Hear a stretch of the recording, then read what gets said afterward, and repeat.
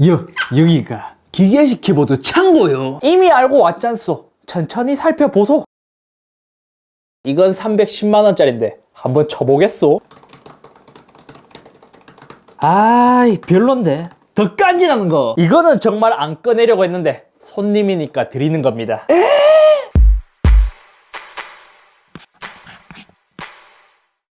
안녕하세요, 이스업입니다. 오늘은 갤럭시 스마트폰이 아닌 갤럭시 기계식 키보드를 가져왔습니다. 이 제품 저번 기계식 키보드 영상을 올렸을 때 이거를 무조건 사야 된다는 댓글이 많아서 제가 또 찾아봤죠. 근데 와우, 체리 스위치인데 가격이 5만원대예요 보통 체리 스위치를 사용한 기계식 키보드들은 10만원 중후반대 그 정도 되거든요.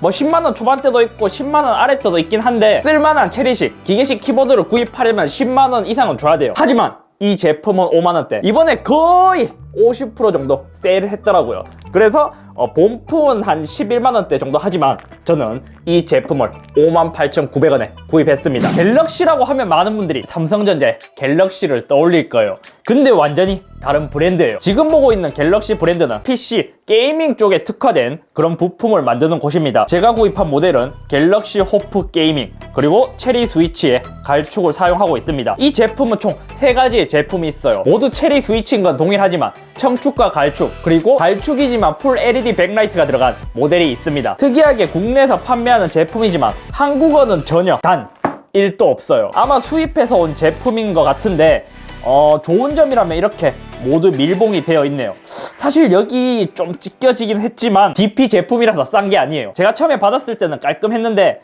제가 모르고 찢었어요.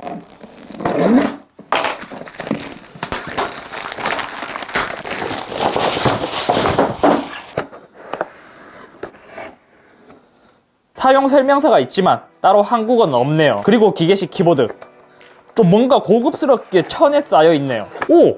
괜찮다. 그리고 내부의 구성품은 이렇게 받침대가 있습니다. 여기서 좀 아쉬운 점이 있다면 체리식 스위치 기계식 키보드들은 좀 고급형에 속하는데 뭐 추가로 뭐 키캡 리무버 뭐 다른 이제 청소 도구 이런 부속품이 없는 것은 좀 아쉽네요. 이 받침대도 이미지로 봤을 때는 사실 좀 별로였어요. 이게 오면 그냥 나는 이걸 쓰지 말아야지 약간 이런 생각이 있었는데 직접 받아보니까 괜찮네요. 마감도 좋고 키보드와 자석으로 붙는 것 같고 여기는 고무가 아니라 딱딱한 재질로 되어 있습니다. 총 4개의 케이블을 PC에 연결하게 되는데 2개의 USB, 스피커 마이크 단자가 있습니다. 좀 고급형 기계식 키보드라는 느낌이 들죠.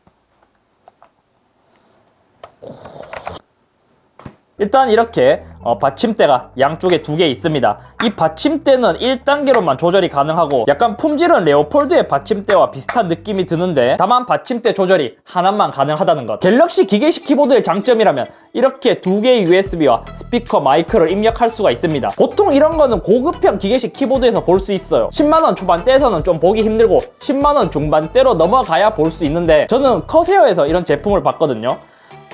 이게 굉장히 편해요. 왜냐면 따로 뭐 USB나 스피커, 마이크를 입력할 때 본체에 끼울 필요 없이 키보드에 입력해도 쉽게 할 수 있습니다. 하지만 좀 아쉬운 점은 이 2개의 USB가 2.0을 지원한다는 거예요. 3.0은 지원하지 않아요. 뭐 어떻게 보면 5만원대 기계식 키보드인데 이게 있는 것만으로도 굉장한 장점이죠. 그리고 옆면은 호프 로고가 있고 오른쪽에도 동일하게 있어요. 여기 밑부분을 보면 자석 같은 게 있는데 이게 여기 받침대에 연결하는 자석이 꽤나 단단한데요?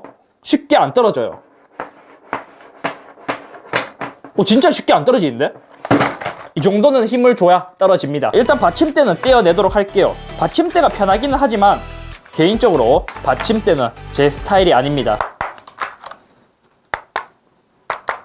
정확하진 않는데 그냥 봐서는 위쪽은 플라스틱을 사용했고 상판에 키캡이 있는 부위만 알루미늄 프레임을 사용한 것으로 보여요. 색상은 블랙 하나로만 출시되었으며 스텝스 컬처 2 방식을 사용하고 있습니다. 무게는 약 1.01kg, 제가 갖고 있는 삼성의 노트북 9 올웨이즈와 비슷한 무게예요. 키캡의 품질은 굉장히 좋은 것 같아요. 지금 메인으로 사용하고 있는 B프렌드의 MK6A보다 키캡의 품질은 훨씬 더 좋아 보여요.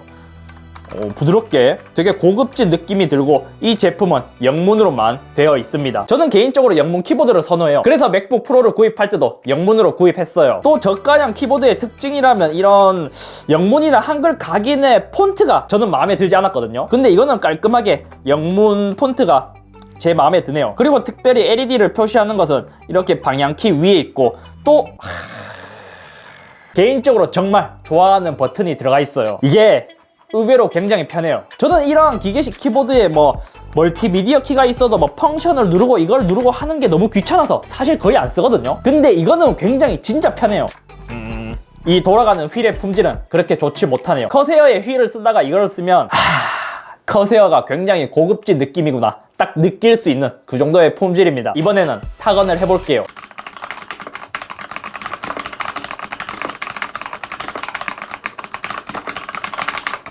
제가 이 제품을 구입할 때 왜 적축은 없을까 이런 의문이 들었는데 갈축의 느낌이 굉장히 괜찮아요. 근데 스페이스바는 좀 느낌이 이상한데 스페이스바도 갈축이고 키 자체도 갈축으로 되어 있거든요. 근데 스페이스바는 좀 튀는 느낌이 있네요.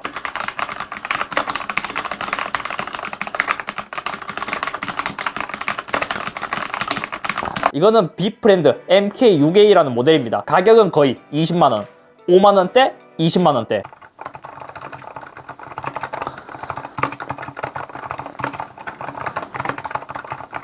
확실한 건 갈축보다 무서운 적축이 더 조용하고 더 부드러워요. 그냥 손을 눌렸을 때 가볍게 들어간다는 느낌? 중간에 청축처럼 걸리는 느낌은 없어요.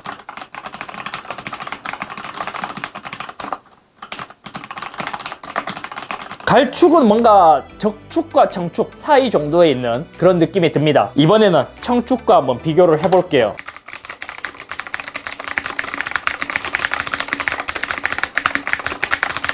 청축의 느낌도 굉장히 좋아요. 청축은 중간에 축이 걸리기 때문에 딸깍딸깍하는 그 경쾌함이 굉장히 좋죠. 하지만 소음은 축 중에서 가장 시끄러워요.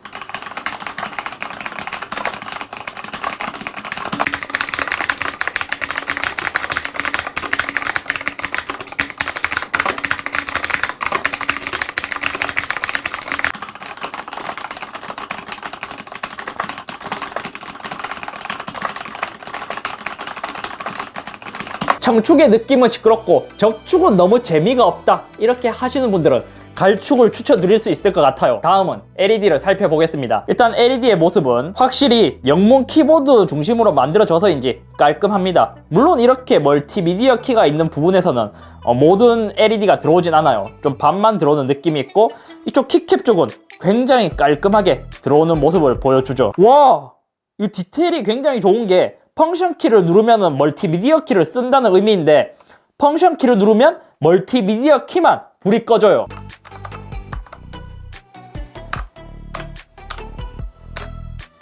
와, 신기한 모드들이 굉장히 많네요. 뭐야 이거?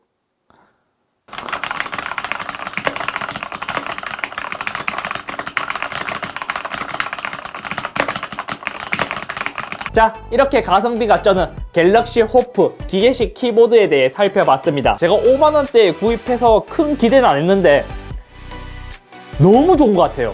그러니까 이 정가를 봤을 때 너무 좋다가 아니라 5만원대에 구입하면 정말 좋은 그런 기계식 키보드인 것 같아요. 전체적인 하드웨어 마감이나 품질의 퀄리티, 물론 아쉬운 부분도 몇몇 있기는 하지만 고급형 기계식 키보드에서 자주 보이는 이런 소리 볼륨 업다운이나 또 USB, 그리고 스피커, 이어폰 단자들이 있는 것, 그리고 키캡의 품질 굉장히 마음에 듭니다. 물론 정가로 구입을 해야 한다면 그 가격대에는 다른 것도 많기 때문에 뭐 굳이 이거를 추천할 수는 없지만 5만원대에 구입할 수 있다면 진짜 이거를 무조건 사야 하는 그런 기계식 키보드예요. 제 경험으로는 10만원 아래대에서는 올킬 할 수 있는 그런 제품이 아닐까 싶어요. 아무튼 오늘은 여기까지 살펴보는 것으로 하고 다음에 또 좋은 기계식 키보드가 있다면 제가 구입해서 리뷰를 해보도록 하겠습니다. 이 영상을 보시고 도움이 되셨다면 댓글, 그리고 좋아요와 구독하기도 꾹꾹꾹꾹꾹 눌러주세요.